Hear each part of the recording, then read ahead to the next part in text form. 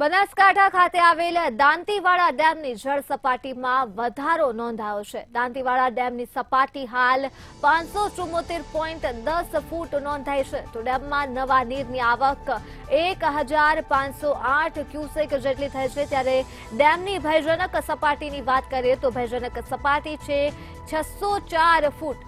તો સીપુ ડેમની સપાટી 579.82 ફૂટ પહોંચી છે, ત્યારે સીપુ ડેમની ભયજનક સપાટી છે 611 ફૂટ।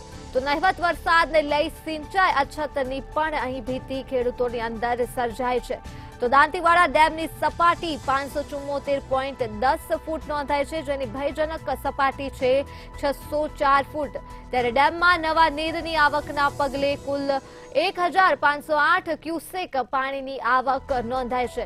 તો સીપુ ડેમની સપાટી હાલ છે 579.82 ફૂટ અને તેની ભયજનક સપાટી છે 611 ફૂટ।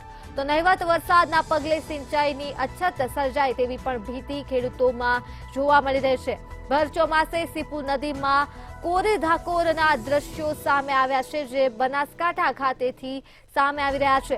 દાંતીવાડા તાલુકો ભરપૂર વરસાદથી હાલ વંચિત છે।